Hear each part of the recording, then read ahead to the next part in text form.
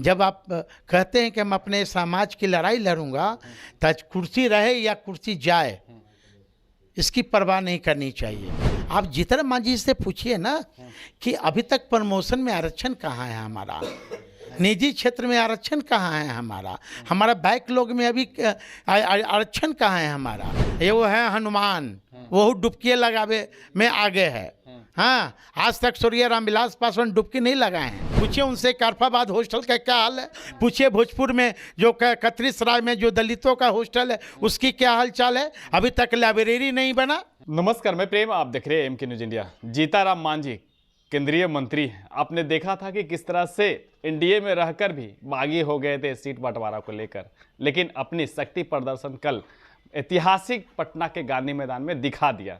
उसमें तमाम जो उनके हम के कार्यकर्ता थे वो भी पहुंचे, लेकिन सबसे बड़ी बात जो है चौंकाने वाली है कि कुछ ही सेकंड के लिए डिप्टी सीएम और सीएम दोनों पहुंचे। लेकिन यहाँ पे ये भी देखा जा रहा है कि जिस समय हमने बुलाया और जिस ज़रूरत के लिए बुलाया था उन्होंने समय नहीं दिया। लेकिन सबसे बड़ी बात जो है खुले मंचों से जीताराम मांझी कह रहे हैं कि हमारे दलित समाज जो है आज भी कटोरा लेकर मांग रहे हैं। इसी तमाम मुद्दों को जो लेकर हम ऑलरेडी प्रदेश कार्यालय में हैं और हमारे साथ साधु पासवान हैं, अनुसूचित जाति के प्रदेश अध्यक्ष हैं।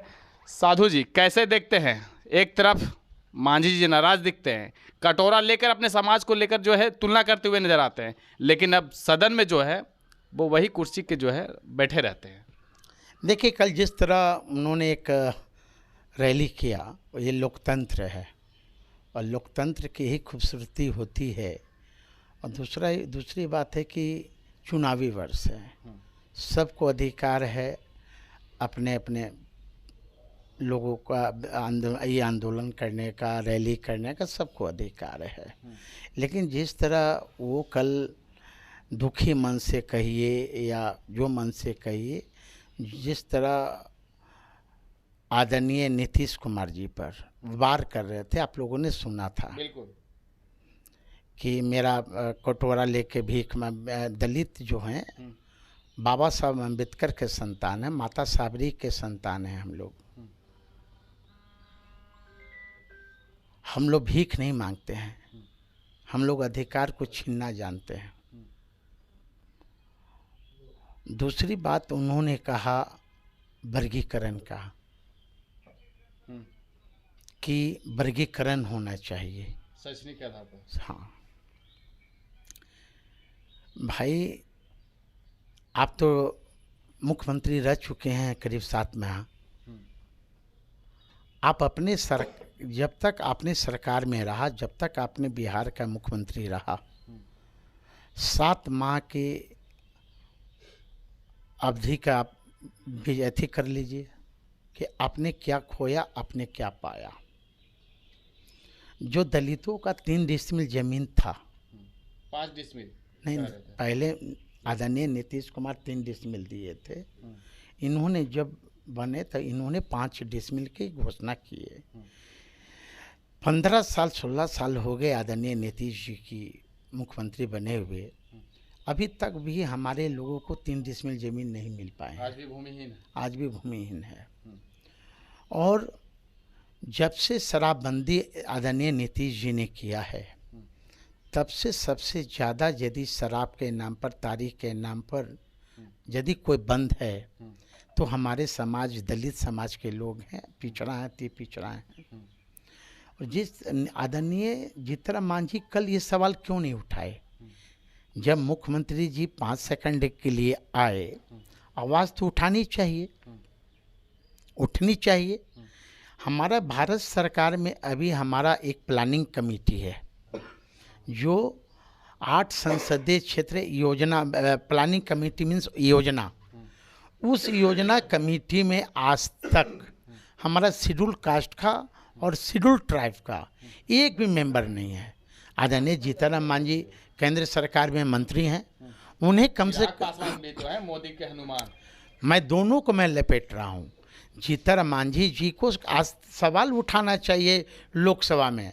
अभी तक दशरथ मांझी जी को क्यों नहीं मिला भारत रत्न? कल भी आवाज उठाए हैं। नहीं, आवाज़ उठाने से नहीं होगा। मैं गुड़ खा रहे हैं, गुलगुले से परहेज कर रहे हैं। जब आपको लड़ाई लड़नी होगी, जब आप कहते हैं कि हम अपने समाज की लड़ाई लड़ूंगा, तो कुर्सी रहे या कुर्सी जाए इसकी परवाह नहीं करनी चाहिए, है ना।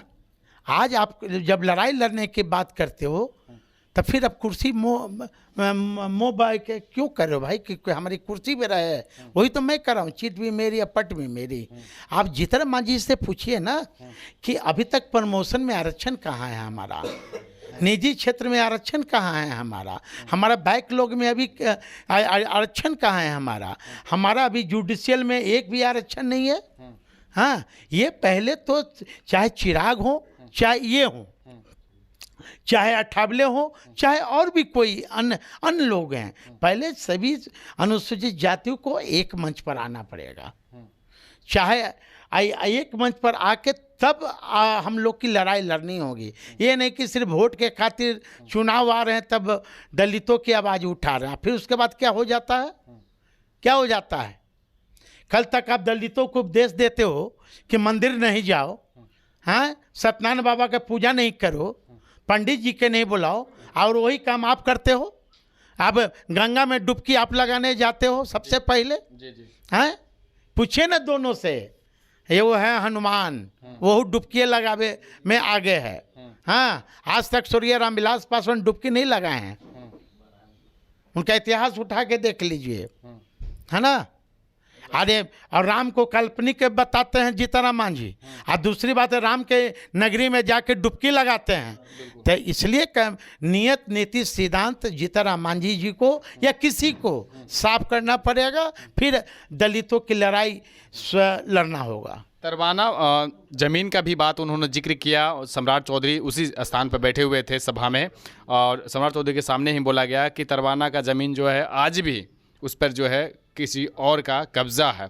तो कहीं ना कहीं आप मानते हैं कि वो सिर्फ एक चुनावी मुद्दा है, या समाज के लिए मांझी ने एक सवाल उठाया है? आप बताइए ना कि 3 डिसमिल नीतीश जी ने घोषणा किया, ठीक है, मैं मानता हूं कि मिला, मैं मानता हूं, लेकिन सबसे ज़्यादा जो हमारे जो समाज के लोग हैं, जो अंतिम पायदान पर बैठा व्यक्ति है, जिसको लड़ने का बहुमत नहीं है, आज आगे सपोज मान लीजिए कि गनबंजरुआ ज़मीन है, आप कहते हो कि वहाँ रह जाओ, सरकार का ज़मीन है, हाँ, कल होके कई दमंग लोग उसी की ज़मीन के पीछे हैं, तो उसको रहने देगा? सबसे ज़्यादा भी भूमिहीनों की गति हो रही है। अब मोकामा में जाके देखिए, हम लोग को जाने का मौका मिला, सभी सरकार तोड़ रही है, हाँ, बनाया हुआ मकान जो आदरणीय लालू जी दिए थे, आज पटना के पौष इलाका में आप कदम कुआं में चले जाइए, पौष इलाका जहाँ करोड़ों और अरबों की जमीन है, आप चले जाइए कुम्हरार में, आप चले जाइए चिटकोरा में, आप चले जाइए आपको यहाँ बेली रोड में, हाँ, चले जाइए, करोड़ों की ज़मीन पर आदरणीय लालू जी ने खासकर मेहतर समाज को, मुसर समाज को वे बसाने का काम किया, 10 तल्ला मकान देकर। और जीतनराम मांझी क्या किए, पूछ लीजिए ना, जीतनराम मांझी क्या किए? कटोरा थमा दिए हैं, पूछिए ना भाई, पूछिए ना। हाँ, उन्हीं के तो हक के लिए लड़ाई के लिए तो कल आंदोलन शुरू किया। अरे कोई अब किसी का हक के लिए लड़ाई नहीं लड़ता है, हैं? एक लालू यादव हैं कि दलितों और गरीबों और पिछड़ों की बात करने वाला व्यक्ति है, और कौन है? पूछ रहे जीतनराम मांझी से कि आपने कितना, जो मुसर समाज है, चाहे रविदास समाज है, चाहे और भी कोई समाज है, हाँ, आपने कितना मकान बना के दिया? लालू यादव जी तो कम से कम पटना के पौष इलाका में दिया कि नहीं दिया? बेली रोड में चले जाइए ना भाई, सगुना मोड़ पे चले जाइए, नाला रोड में चले जाइए, कुम्हरार में ओल्ड बाईपास में चले जाइए, आप बगल में चिटकोहरा चले जाइए, देखिए ना 10 तल्ला मकान बना के लालू जी दिए हैं कि नहीं दिए हैं। जो कह रहे थे कि शैक्षणिक आधार पर जो है बंटवारा होना चाहिए, तो क्या लगता है कि वो बंटवारा जो है अपने परिवार से शुरू करेंगे या अपनी जाति से शुरू करेंगे? ये तो आदरणीय जीतनराम मांझी जी जवाब देंगे ना। कह रहे हैं कि मेरा बेटा तो बहुत पढ़ा लिखा है भाई, हाँ, कह रहे हैं कि हमारा बेटा PhD किया, हमारा बेटा लंदन से पढ़ के आया है, तो दूसरा जो हमारा भूइया समाज का बेटा क्यों नहीं लंदन में पढ़ने गया भाई? आपके बेटा यहाँ लेबर एंड वेलफेयर मिनिस्टर थे पिछले बार, आप उनसे पूछिए कि महेंद्रू हॉस्टल का क्या हाल है, पूछिए उनसे कारफाबाद हॉस्टल का क्या हाल है, पूछिए भोजपुर में जो कतरीसराय में जो दलितों का हॉस्टल है उसकी क्या हाल चाल है। अभी तक लाइब्रेरी नहीं बना, अभी तक वहाँ चौकीदारों की चौकीदार है नहीं, अभी तक वहाँ पुस्तक लाइब्रेरी है नहीं। तब पूछे ना भाई कि क्या किए उतना दिन में हैं। चौकीदारों की लड़ाई तो चिराग भी लड़ रहा है ना। वो चौकीदार की मैं बात नहीं कर रहा हूँ, मैं उस चौकीदार की बात कर रहा हूँ जहाँ हमारे स्टूडेंट, हमारे दलित छात्र रह रहे हैं, उनकी छात्रवृत्ति की मैं बात कर रहा हूँ कि आप वेलफेयर मिनिस्टर रहे हैं, हाँ, आप अभी तक छात्रवृत्ति क्यों नहीं मिला। आप इसकी लड़ाई आप बताओ ना भाई, कितना लोगों के छात्रवृत्ति में मिला, बताओ। एक आखिरी सवाल रहेगा, इसका मतलब जो कल जो रैली हुई, शक्ति प्रदर्शन सिर्फ अपने सीटों के लेकर कर हुई। अब सब कोई जान रहे हैं भाई, सब कोई जान रहे हैं कि सिर्फ गया ही से राजनीतिक नहीं ना होगा, सिर्फ गया ही क्षेत्र से राजनीतिक नहीं ना होगा। 38 जिला से आए तो हमारे तो बगल में हैं दीपक मांझी हैं, पूछे ना गए वो, ये लोग आए पूर्णिया से, लोग आए रैली में आए थे क्या, अब बताइए, जानकारी भी नहीं है। आज सब हमारे दलित समाज के लोग हैं, पूछ लीजिए ना भाई। सिर्फ गया और इससे ही राजनीतिक होगा इनका। 2025 में मांझी का क्या होगा, आने वाला समय बताएगा। चलिए, तो आपने सुना इन्होंने तमाम सवालों का जवाब देते हुए क्या कुछ कहा, और आने वाले समय 2025 का चुनावी माहौल किस तरह से बदलता है। और जीताराम मांझी को कहा जाता है कि दलितों के नेता हैं, तो दलितों के चहेता कैसे बने हैं। पहले तो परिवारवाद में फंसे हैं, परिवार में ही सब कुछ बांटते हैं और कहते हैं कि दलितों के हम नेता हैं। अब देखना होगा 2025 का चुनाव में किस तरह से दलित जो नेता को फ़ायदा या नुकसान, इस तरह तमाम खबरें बने रहे। देखते रहें मीडिया। धन्यवाद।